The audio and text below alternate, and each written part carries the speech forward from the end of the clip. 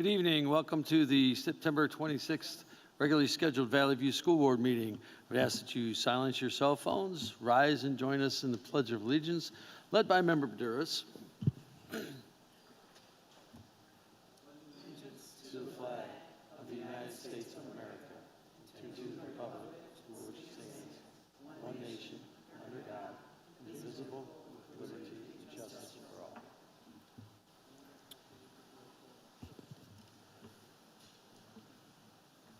Mr. Zach, if you would please give us the board affirmation statement.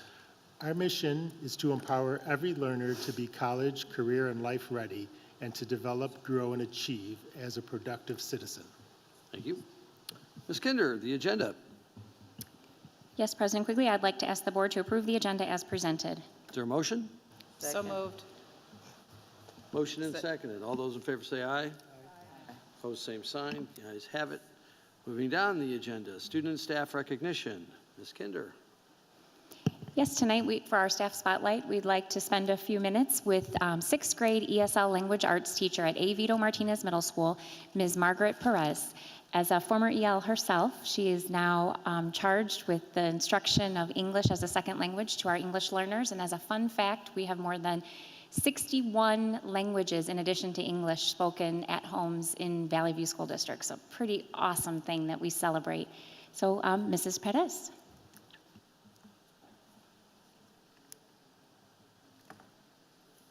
They've already been chosen, so he can cross out all these superheroes. Chosen for what? To battle. For battle. So what do you think he's got to do now? Jeffrey. Find new characters. Find what? New characters. Find new characters. So he's going to have to find new characters. Thank you.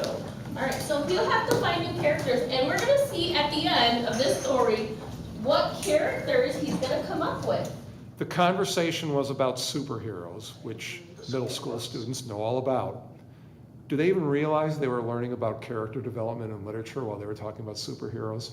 They did not. I think through annotations, they'll finally start putting the pieces together, and then they'll realize, like, the aha moment. Usually that aha moment doesn't come till like the end, and then we start characterizing the character through all of our annotations. After we go through it, they're like, okay, let's see, what was this character about? And I think through all that questioning, we're able to put the pieces together.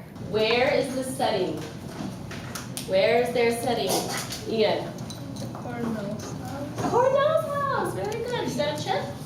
Thank you.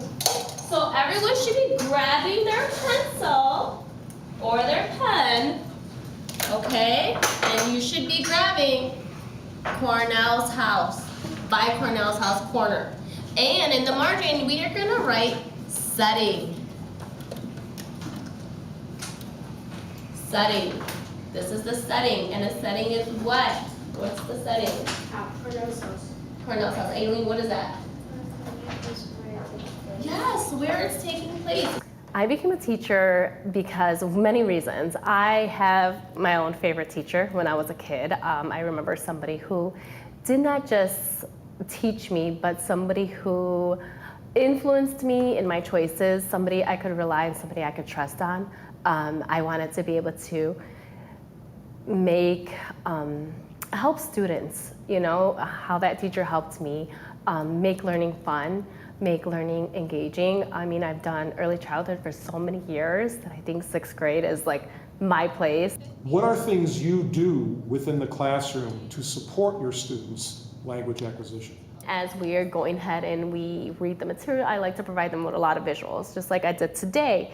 You know, I went online and I'm like, okay, well, let's figure this out together, because sometimes I don't know some of these words or characters or who these things are or what these things are. And I've seen a lot of oohs and ahs, like, so they're amazed, you know, and even I'm amazed too at the same time, like, okay, like, we've learned this together. And I think that when I do that learning process with them, I'm able to make those connections in the classroom. In recent years, what are some of the positive changes in recognizing the value of biliteracy and biculturalism? I think there's so many advantages, and I feel like now more than ever, people are celebrating it to not only be bilingual, but be biliterate and bicultural and acknowledging both your cultures. I like to honor their home language, so if a student does respond to me in a language other than English, I honor it. You know, I allow them to share it with the class if they want to, if they want to translate it as well. Just because I do have a very mixed classroom, you know, so we're not all just Spanish speaking in here. I allow them to share, you know, what language are they more comfortable with. If I send letters home or translate home, I need to make sure that I'm honoring their language so that parents are in a communication with me, that we're all on the same page and I'm a partner in their parents in their child's learning. That it's not just me, that I'm partnering with their parents. Thank you, Mrs. Perez, and thank you to all of our amazing multilingual, dual language ESL teachers. We appreciate all of your support for our learners.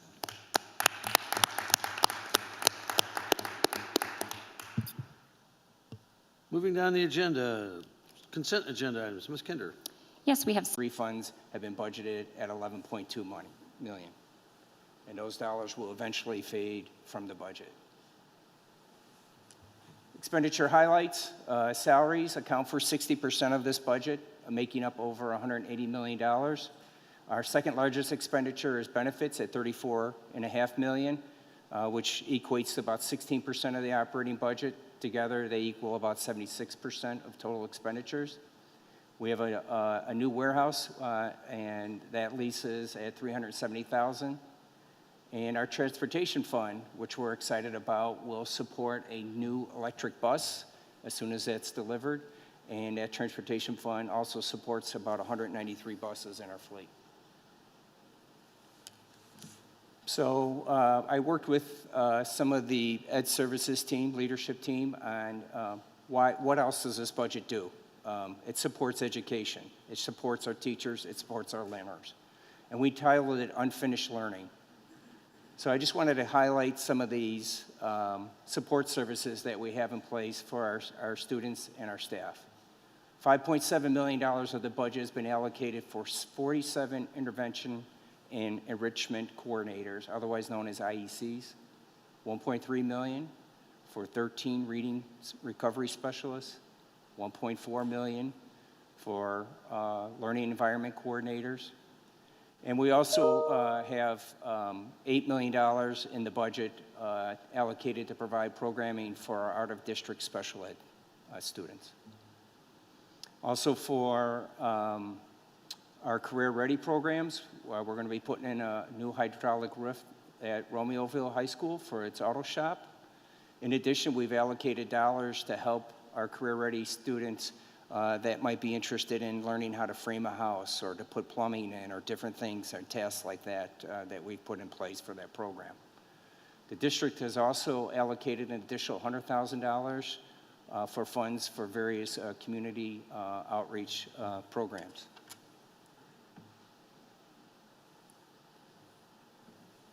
So when we take the budget and categorize it, we come up with this pie chart, and you can see what this chart reveals is that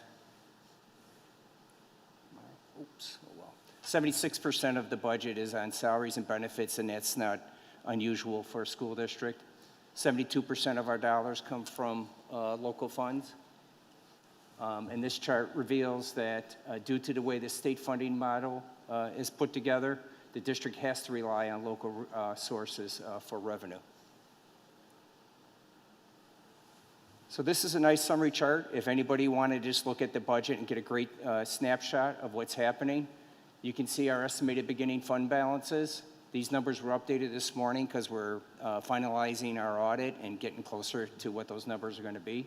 You can see our total revenues, our total expenditures, what funds doing, how much surplus or deficit they're generating, and then our estimated fund balances. And it looks like, based on our budget and our fund balances, that we could end with 135 days cash on hand. GFOA recommends a minimum of 90 days.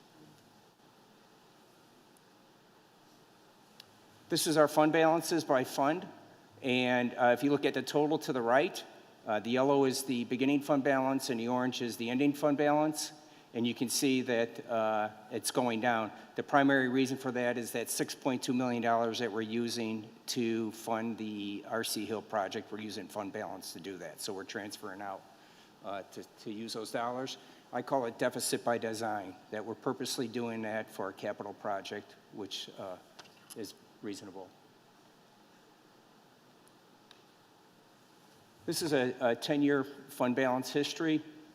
You've seen this chart before. I've added a trend line so that you can see it a little bit better and what's happening with our fund balances. And you can see that the district is in a good financial position. And, you know, I have to give credit to the Board of Education for being good financial stewards of the taxpayers' money by putting yourself in this position and be able to see that and be prepared for those unknowns. If the state doesn't make its payments, now you guys have positioned yourself that we can use our fund balances to help us carry through should those payments not come through. We've learned through history. Yes, right? Yes. And, you know, 60% of districts, I looked this up the other day, are deficit spending, and eventually we'll have to probably go out and issue tax anticipation warrants, which actually cost the taxpayers more money. So by having these nice fund balances, you've positioned yourself very well, and I think this chart gives credit to where the district is at.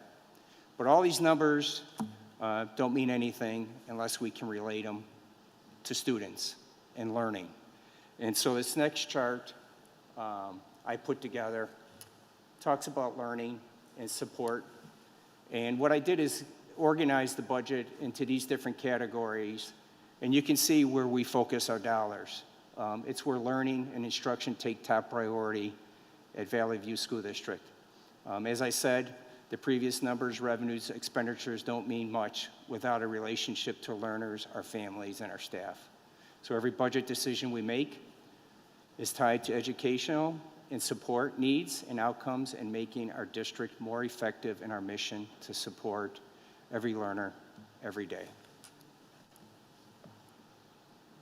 And so I wanted to show a different graphic to show how the dollars are organized. And what you can see is 61 cents of every dollar goes directly into the classroom. And what that 61 cents doesn't have is what it takes to clean that classroom, what it takes to put the lights on and the heating in that classroom, what it takes to transport the kids to the classroom or to provide food service.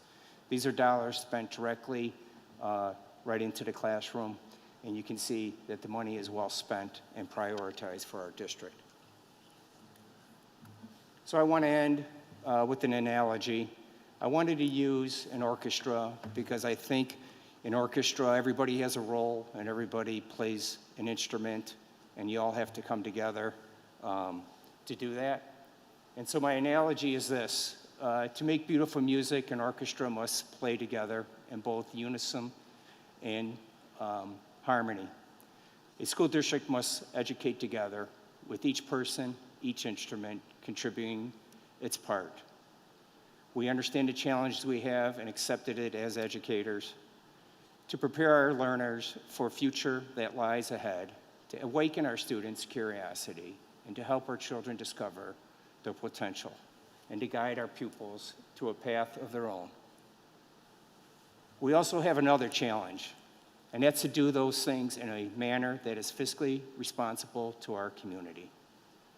We hope that this presentation has provided you a glimpse into how we meet the challenges with success.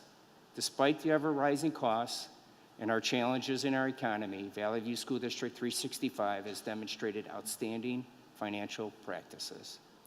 With 7 straight years of financial recognition from the State Board of Education's financial rating system, by the way, that's the highest rating that you can get, we can proudly say that we are making the most of our dollars. So when we see our graduates going on to college or are career ready, to make a difference in the world, we see work of each individual who was part of that journey.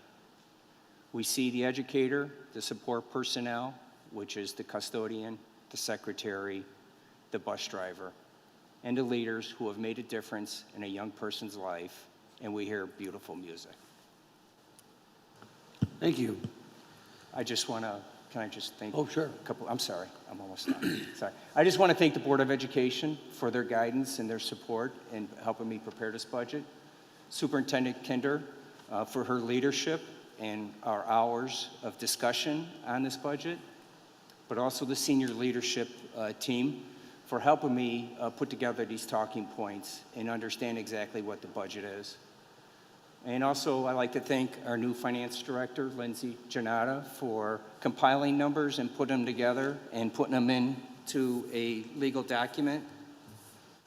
And then finally, I talked a lot about numbers, so I'm going to put a few numbers out here, and I want to see if anybody really understands what the common denominator is. 31, 58, 5, and 1. Anybody really know what that means? Excuse me. That's our finance director, Joanne Borg. Joanne has been with the district 31 years. Her first budget was $58 million. She's worked with 5 assistant superintendents, and she's been 1 finance director. So I would be remiss in not recognizing her and thanking her for all of her support. So.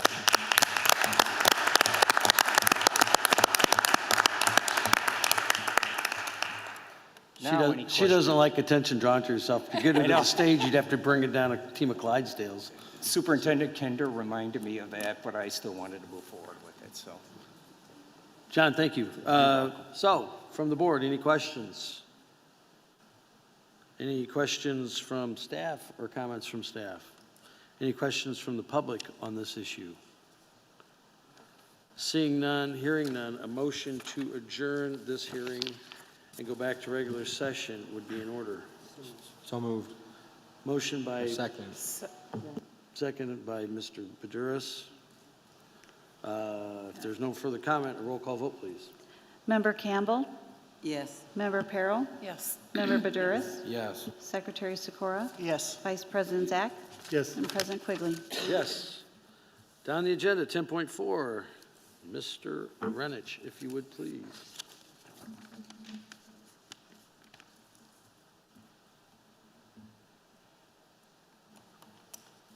The administration is recommending Resolution 2311, adopting the budget for fiscal year 22-23 for your approval. So moved. Second. Motion and second. Is there any comment? I'll just make a brief comment. I've talked to everybody up here for many, many years. We've done this, and this is one of the most serious things that we do. I think everybody up here is very conscientious of the taxpayers in the district. We try to do the best with the facilities, the best things for the kids in the classroom, so on and so forth. I believe this budget reflects our commitment to those things and has for many years. And as John did mention, you know, his predecessor, Gary, left us in good shape, and that's one of the reasons he's here, to continue in that vein. Joanne, you will be missed. Thank you very, very much for your service. I know we got a lot. We can have a cry fest another day, but over the period of years, this district has not always been in such a good financial shape, but we are now, and it is good to know that we are in much better shape than other districts. John touched on tax warrants.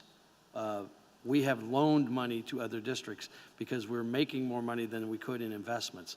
That's what a tax warrant is. So other districts are borrowing money to make their payrolls because they can't make it at the end of the year. We are not in that position.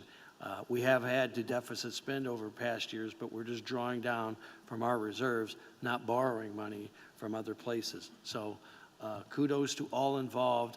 And I think if you look around this room and all the other buildings that we have pretty good facilities, and we're trying to do the best we can with all the things that we have and the students, staff, and so on and so forth. So that's my 2 cents worth of my comment. If there's no other further comments, a roll call vote would be in order. Member Peril? Yes. Member Badouris? Yes. Member Campbell? Yes. Secretary Sikora? Yes. Vice President Zach? And President Quigley? Yes. Ms. Kinder, action report. Yes, action report 11.1 is an update to the 22-23 school calendar. An update is being presented to you for approval and adoption. We are adding the no student attendance language to November 8th, 2022. This adjustment is necessary due to recent collective bargaining agreement changes. November 8th, 2022 will now be a work day for AFT, administrative, and professional technical staff, and there will be no student attendance on this date due to Election Day. If any further changes are required due to state mandates or collective bargaining agreements, information will be brought forth at that time. Motion? Second. Motion and seconded. Any discussion, any questions? Roll call vote, please. Member Badouris? Yes. Member Campbell? Yes. Member Perro? Yes. Secretary Sikora? Yes. Vice President Zach? Yes. President Quigley? Yes. Student due process cases A through G. Action Report 11.2, we are seeking the approval on student due process cases A through G as presented. So moved. Second. Motion by Mr. Zach, second by Member Campbell. No? JT, I'm sorry. Got it. All right, we got that organized. Any questions or discussion? Roll call vote, please. Member Campbell? Yes. Member Badouris? Yes. Member Perro? Yes. Secretary Sikora? Yes. Vice President Zach? Yes. And President Quigley? Yes. Ms. Kinder, Superintendent's information reports. I will be foregoing my typical information report this evening, the budget presentation. Thank you, Mr. Renish, Joanne, Lindsay, and all who were involved in that, and for presenting a very nice snapshot of a very complex labor of love that we all put in to support the work that we do in our district. So thank you all, and thank you to the board for your support, oversight, and guidance. 12.2, digital drawing and painting. Mr. Herder, Executive Director of Educational Services for 612, will come to the podium along with an incredible support team of leaders who are bringing these proposals forward.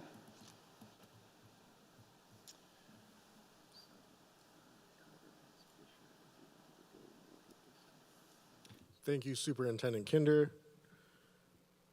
We have two proposals this evening. The first is digital drawing and painting, and I'd like to introduce our enrichment administrator, Angie Beam, along with a group of our staff. And in advance, I'd just like to thank our staff who put in the time to create these proposals, to create the courses, come up with the ideas, come up with the outlines.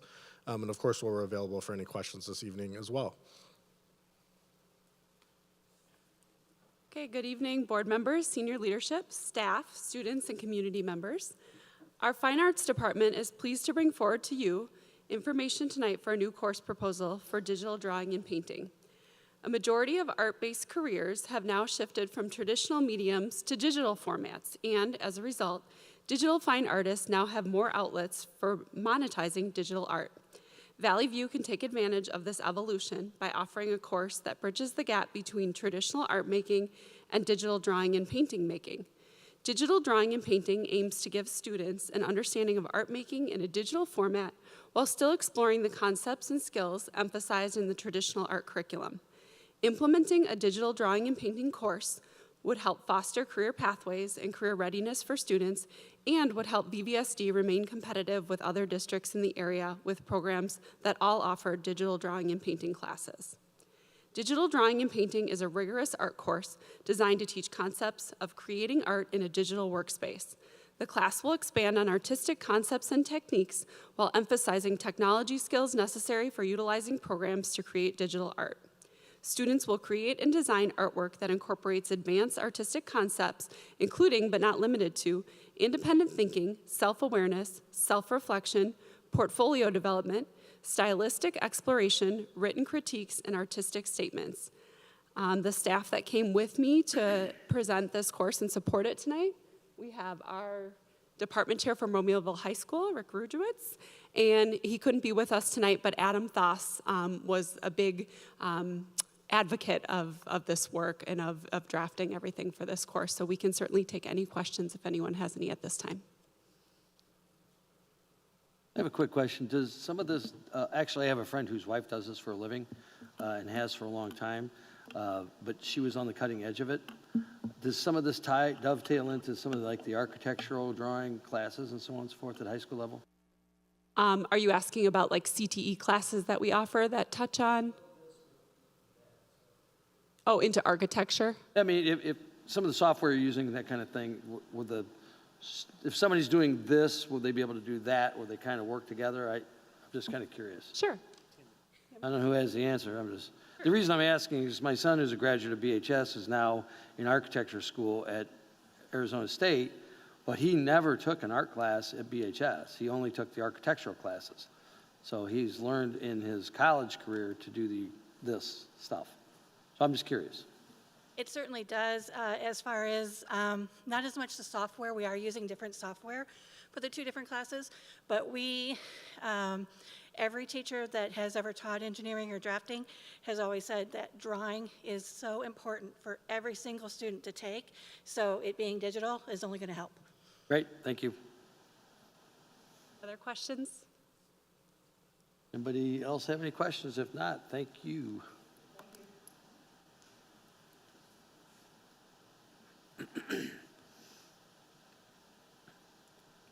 Thank you. And our second course proposal this evening is Fitness and Social Emotional Learning.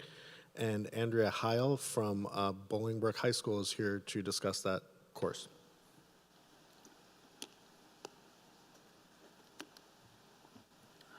Good evening, board members, President Quigley, Superintendent Kinder, senior leadership, staff, students, and the community with us here and streaming online. I am joined this evening by Mike Odell, Department Chair of Physical Education at Romeoville High School, Katie O'Connell, one of the outstanding PE teachers at Romeoville High School, and Katie Timmer, one of our esteemed PE teachers at Bolingbrook High School. Our physical education departments are pleased to bring forward for your information tonight a new course proposal for fitness and social emotional learning. The needs for this course are twofold. First, we have identified a gap in our curricular sequencing at the freshman and sophomore levels, which is due to the increase of students taking our freshman health courses in 8th grade during double honors, as well as some of our students taking driver education within their sophomore years. This proposed semester-long course will be for 9th and 10th grade students and will be 1 semester in duration. The second purpose for this course is to provide an overview of social emotional learning to participants. In particular, this course aims to provide participants with an understanding of the 5 core SEL or social emotional learning competencies: self-awareness, self-management, social awareness, relationship skills, and responsible decision-making. Participants will also learn how SEL can occur through curriculum and instruction, school-wide policies, and community partnerships. According to the Collaborative of Academic, Social, and Emotional Learning, or CASEL, social and emotional learning is the process through which children and adults understand and manage emotions, set and achieve positive goals, feel and show empathy for others, establish and maintain positive relationships, and make responsible decisions. According to CASEL's research, incorporating SEL into the K-12 setting has the capacity to increase academic outcomes, improve behavior, and improve overall lifetime outcomes.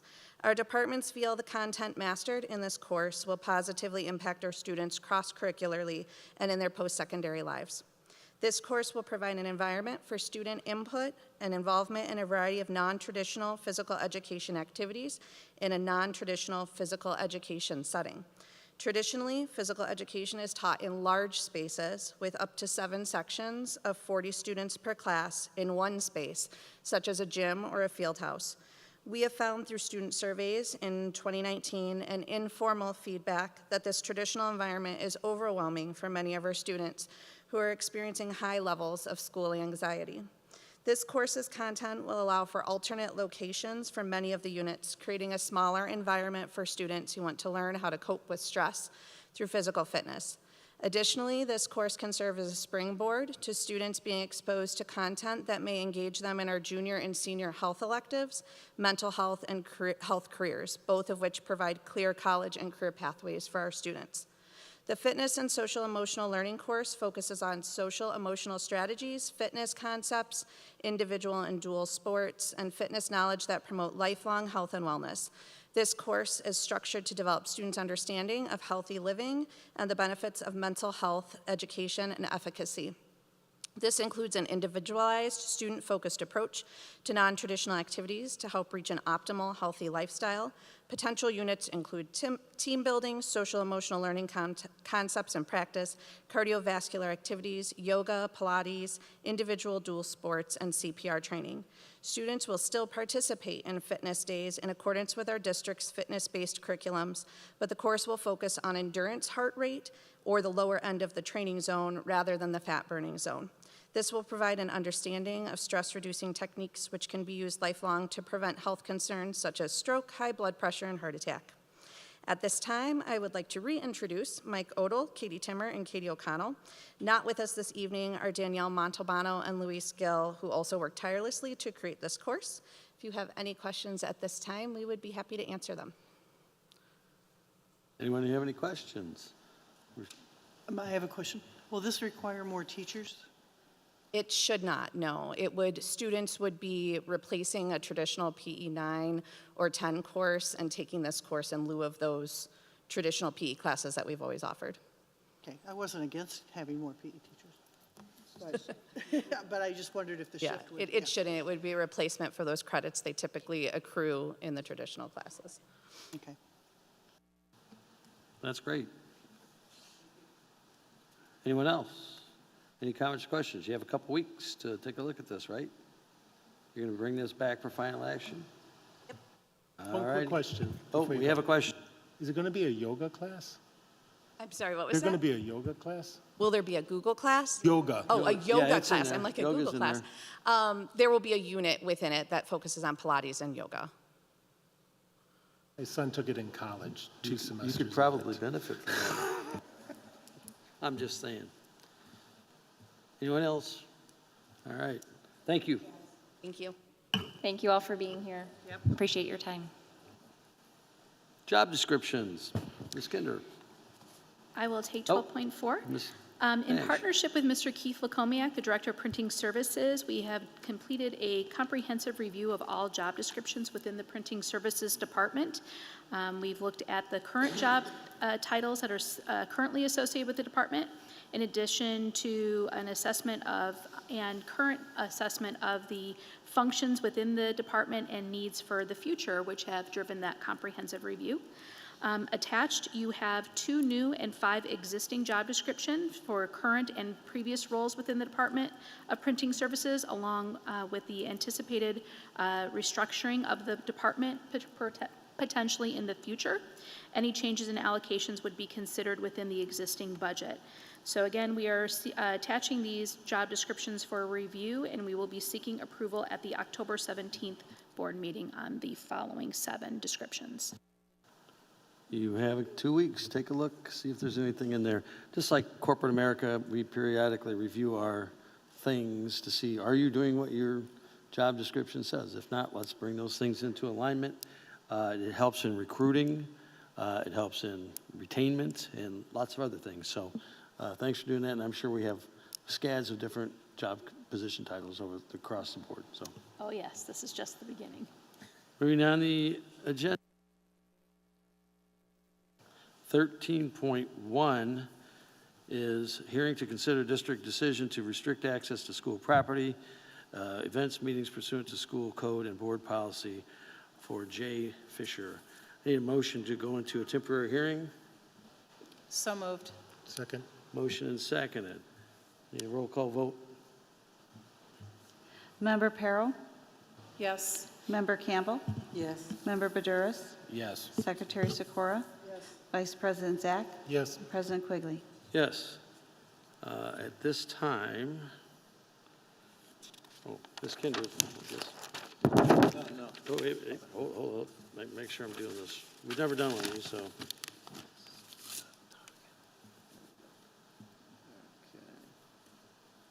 Oh, yeah. Let me lay out the format that we'll be following this evening. Ms. Kinder will present the administration's position. Mr. Fisher will have a chance to rebut and present his position.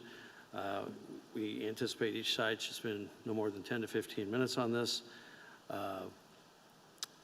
You are reminded that state and federal law requires that students are afforded the right to privacy, and therefore personally identifiable student identification information will not be disclosed in these settings. Please do not use any students' names. This will be hearing. We will conduct this in a respectful and civil manner.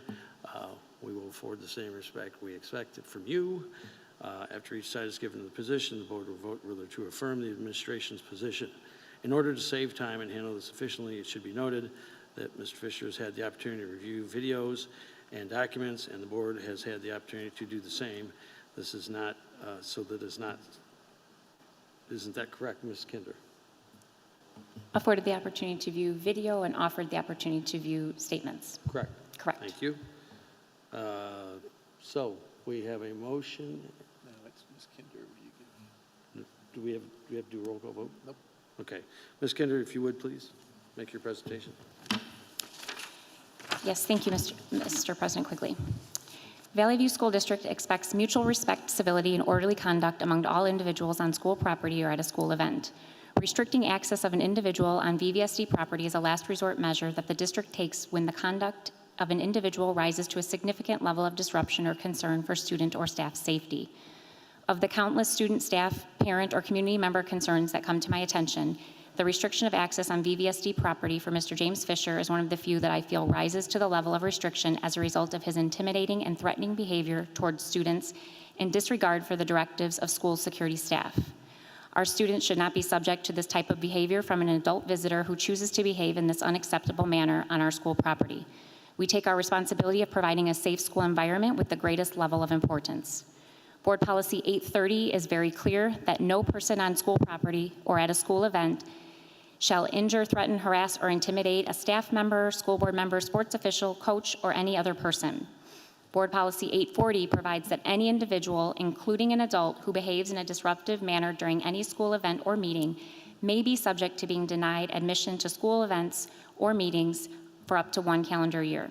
Examples of disruptive conduct include, but are not limited to, failing to obey the instructions of a security officer or school district employee, or engaging in any activity that is illegal or disruptive. In accordance with Illinois School Code 105 ILCS 524-24, Board Policy 840 and 830, the determination was made that Mr. James Fisher should be restricted on Valley View School District property for 1 calendar year, effective September 27, 2022 through September 27, 2023. This includes without limitation access and admission to school events and/or meetings, including but not limited to extracurricular events, sporting events, school meetings, social gatherings held on VVSD property. This determination was made after review of video footage, the review of student and staff statements, and in consultation with Principal Dr. Paskevich and Director of Safety and Security Carter Larry. This determination is made as a direct result of Mr. Fisher's actions at the school, Bolingbrook High School, on September 7, 2022. Specifically, Mr. Fisher approached a group of students without any reasonable justification, purpose, or cause. He became aggressive and challenged multiple students to a physical altercation. He menacingly aggressed a female student on 2 occasions, leading her to believe he was going to batter her. Even after she made multiple attempts to remove herself from the situation and distance herself from him, he used an aggressive posture and physically moved toward her. Multiple students in the group also felt that his behavior was intimidating and threatening to their safety. Mr. Fisher refused to comply with the request of a BHS security staff member to move away from the high school student and to exit the building, requiring the female security staff member to call for backup assistance from another security officer in order to maintain safety. Mr. Fisher's behavior led the parents of one of the students to file a complaint with the Bolingbrook Police Department and the resultant issuance of a citation for disorderly conduct. It is the administration's assessment that these actions jeopardize the safety of Valley View students and staff involved, as well as created a disruptive and disorderly environment at the school. I ask that the board affirm the determination to restrict the access of Mr. Fisher on Valley View School District property for 1 calendar year for the reasons that I have detailed. It is important to note that Valley View will make specific accommodations to ensure Mr. Fisher is able to continue to have meaningful parental participation in educational matters pertaining to his child and in meetings with relevant school staff without being present on school property. In addition, the district will make specific accommodations to allow attendance at public meetings with prior notification. So at this time, Mr. Fisher, if you wish to address the board, this would be your opportunity.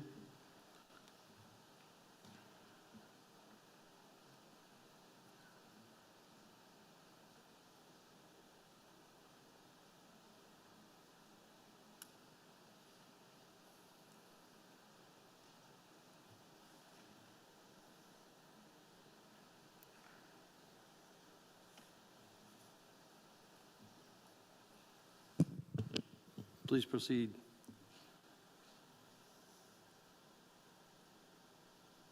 I am Jim Fisher. I am a parent of a graduate of Bolingbrook High School, 2021. I am a parent of a senior, Bolingbrook High School, of this year. I am a parent of a freshman, Bolingbrook High School, of this year. Thank you for the opportunity you give me tonight to clarify the facts from September 7th.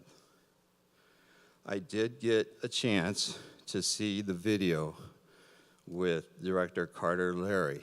I did not see any content of any other detail, and that information was emailed to me. Didn't see it.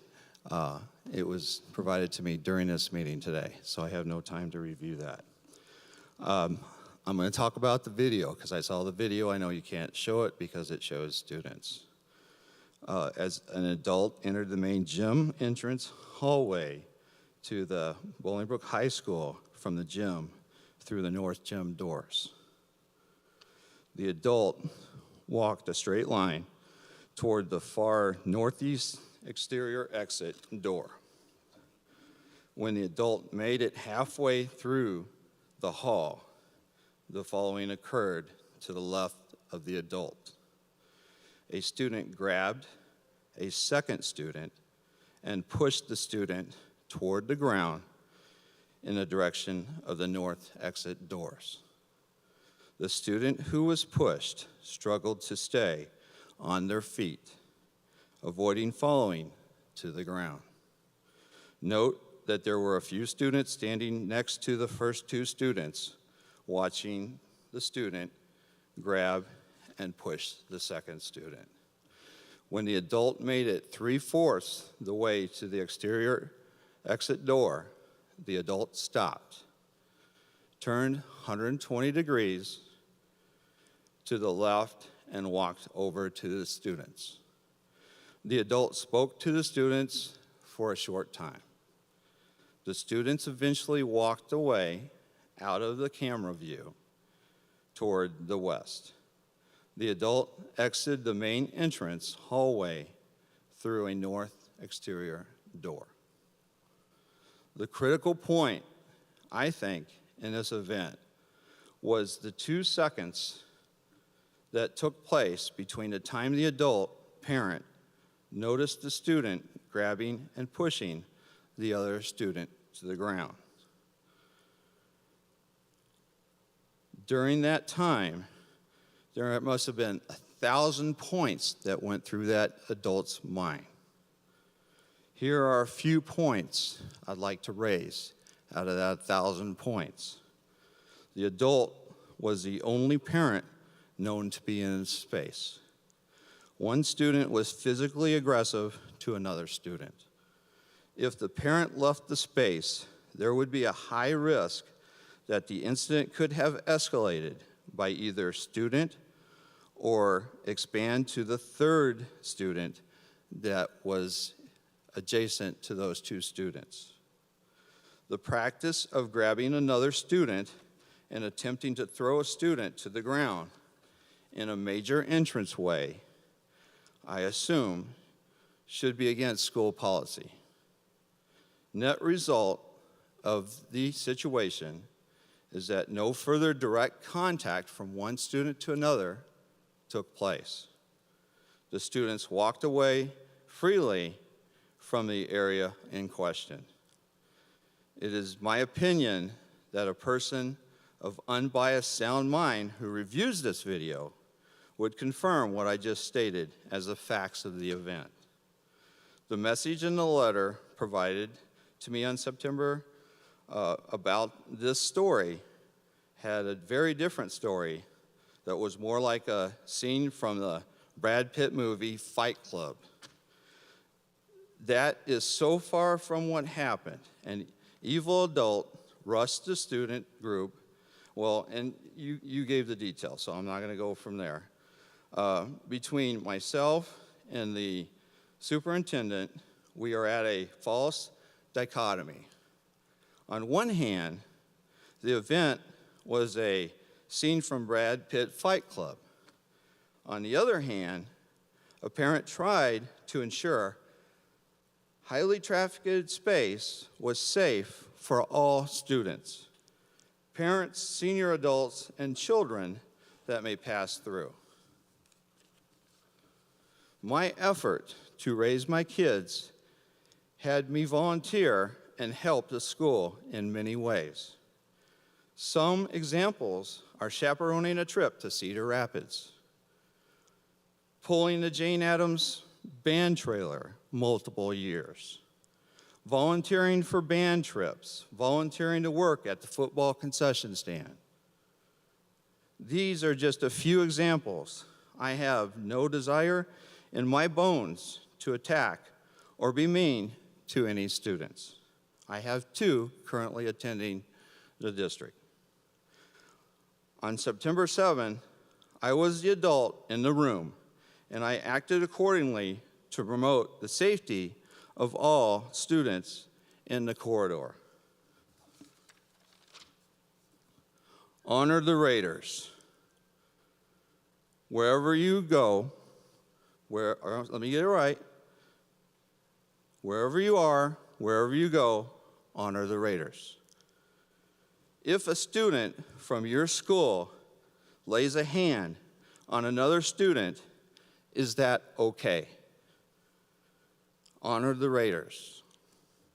Whoever you are, wherever you go, honor the Raiders. If a parent or an adult encounters a student from your school laying a hand on another student, can they raise their hand and ask, can this stop? Or must they turn around and walk away? Honor the Raiders. My journey to raise my kids continues after tonight, regardless of your decision. I ask that you confirm that the facts available in the video show a loving, caring parent for all students in the district who put their day on hold, or who put their day on hold to ensure that the environment we share was safe. That's my statement. Thank you. Are there anybody from the public who wishes to address the board on this issue?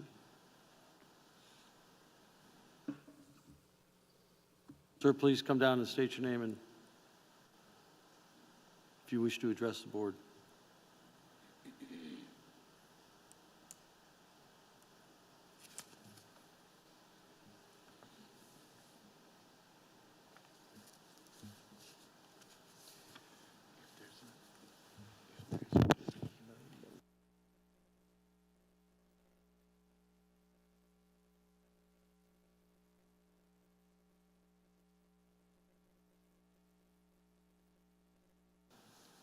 Hi, sir. Please state your name.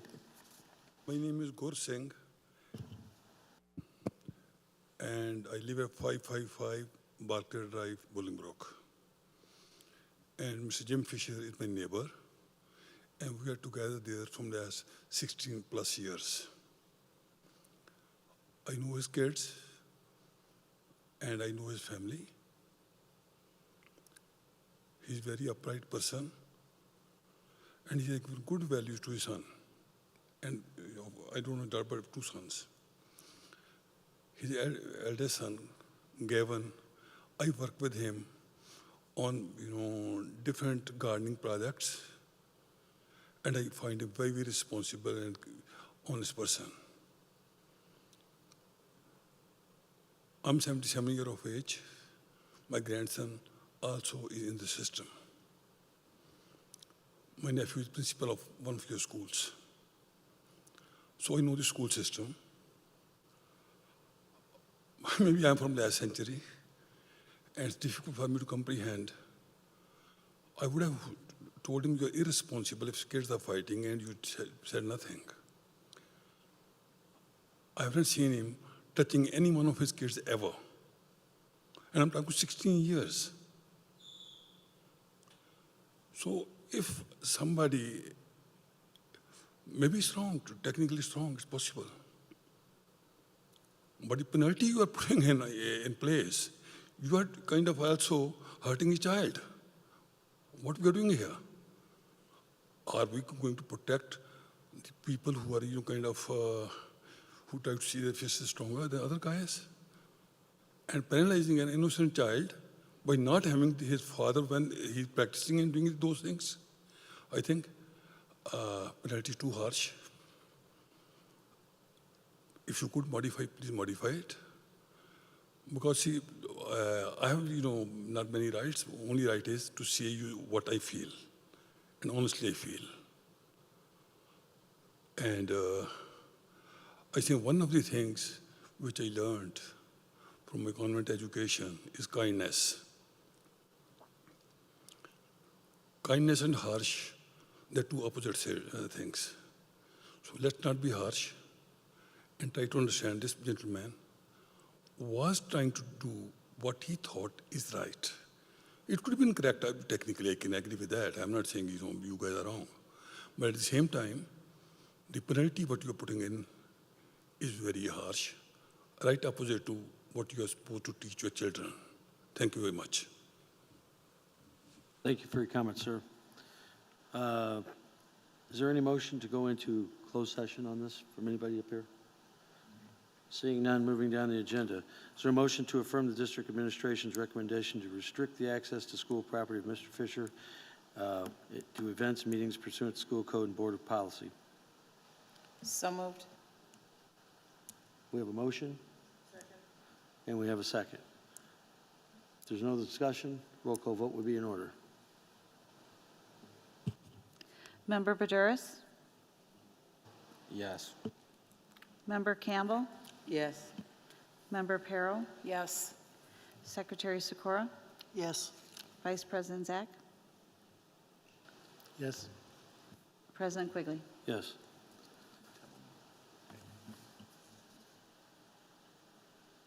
Oh, Mr. Fisher, a termination letter will be sent to you for your records and also outlining some of the things that are included in this, just for your information. That'll be drafted up tomorrow and delivered to you. That is the first of two of these. The second one is agenda item. Oh, I'm sorry. Yeah, I need to make a motion to close out of this hearing. So moved. Motion and seconded. All those in favor say aye. Opposed, same sign. Ayes have it. Now we're going into 13.2, hearing to consider decision to restrict the access of school property, events, and meetings pursuant to school code and board policy for H. Rednauer. Is there a motion? So moved. Motion and seconded. Any discussion? Roll call vote, please. Member Campbell? Yes. Member Baduris? Yes. Member Perro? Yes. Secretary Sikora? Yes. Vice President Yes. Zach? President Quigley? Yes. Okay, we are now in the second hearing. Ms. Kinder, if you would, please. Valley View School District expects mutual respect, civility, and orderly conduct among all individuals on school property or at a school event. Restricting access of an individual on VVSD property is a last resort measure that the district takes when conduct of an individual rises to a significant level of disruption or concern for student or staff safety. Of countless student, staff, parent, or community member concerns that come to my attention, the restriction of access on VVSD property for Ms. Hannah Rednauer is one of the few that I feel rises to the level of restriction as a result of her obscene and vulgar language towards staff and disruptive and threatening behavior towards staff. Our staff should not be subject to her volatile and unpredictable behavior and are deserving of a safe working environment. Board Policy 830 is very clear. No person on school property or at a school event shall injure, threaten, harass, or intimidate a staff member, school board member, sports official, coach, or any other person. Furthermore, it is clear that no person on school property or at a school event shall operate a motor vehicle in a risky manner in excess of 20 miles per hour or in violation of an authorized district employee's directive. Furthermore, Board Policy 830 provides that any staff member that may request identification from any person on school grounds or in a school building, refusal to provide such information is a criminal act. The building principal or designee shall seek the immediate removal of any person who refuses to provide requested identification. As circumstances warrant, the superintendent or designee shall take appropriate action to enforce this policy including requesting the person to immediately leave school property, contacting law enforcement, and seeking to deny future admission to school events or meetings in accordance with the provisions in Board Policy 840. Board Policy 840 provides that any individual, including an adult, who behaves in a disruptive manner during any school event or meeting, including board meetings, may be ejected from the event or meeting. The individual is also subject to being denied admission to school events or meetings for up to 1 calendar year. Examples of disruptive conduct include are not limited to using vulgar or obscene language, failing to obey the instructions of a security officer or school district employee, engaging in any activity that is illegal or disruptive.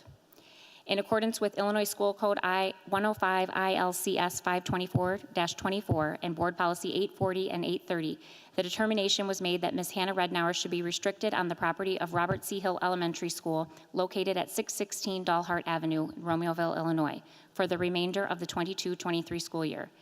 This includes, without limitation, access and admission to school events and/or meetings, including but not limited to extracurricular events, sporting events, school meetings, or social gatherings held at the school. This determination was made after review of video footage, student and staff statements, and in consultation with Principal Ellis and Director of Safety and Security Carter Leary. This determination is made as a direct result of her actions at the school on September 13th, 2022. Specifically, Ms. Rednauer approached school staff, including school security, using vulgar and explicit language. Ms. Rednauer refused to provide identification when asked by school security staff. Ms. Rednauer made threats of harm to the physical well-being of school staff. Ms. Rednauer used vulgar and explicit language with school staff on the phone. It is the administration's assessment that these actions jeopardize the safety of Valley View school staff involved, as well as created a disruptive and disorderly environment at the school. I ask that the board affirm the determination to restrict the access of Ms. Rednauer on R.C. Hill school property for the remainder of the calendar year for the reasons that I have detailed. It is important to note, Valley View will make specific accommodations to ensure Ms. Rednauer is able to continue to have meaningful parental participation in educational matters pertaining to her child and in meetings with relevant school staff without being present on school property.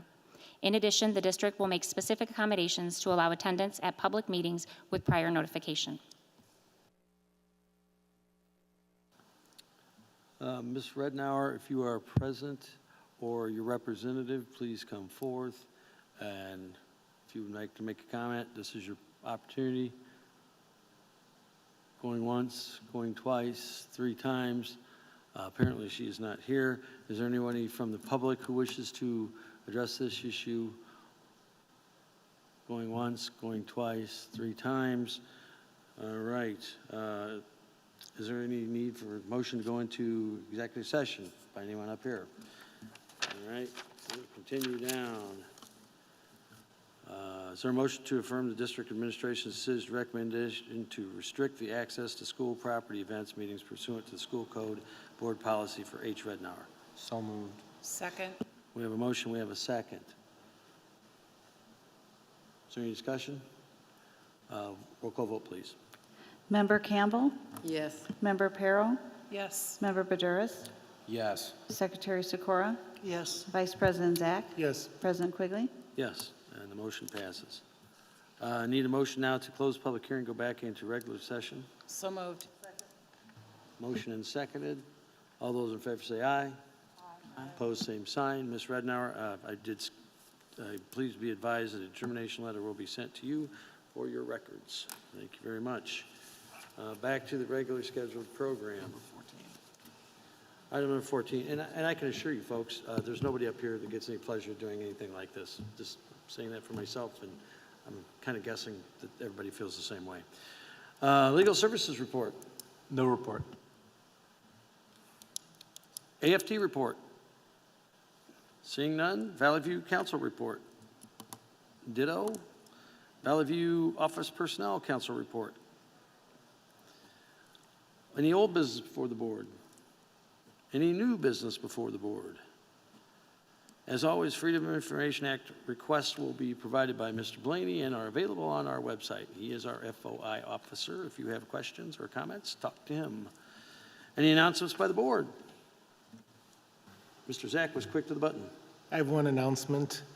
It is wishing somebody, Big Dan, a happy birthday, his 90th. We did not get to go to his birthday party on Sunday. I had to work, but I thought I owed him that much. 90's a good run. Any announcements by the administration? Seeing none, hearing none, a motion to adjourn would be in order. Second. Motion and seconded. All those in favor say aye. Aye. Opposed, same sign. Thank you. Have a great evening. Stay safe and welcome to fall.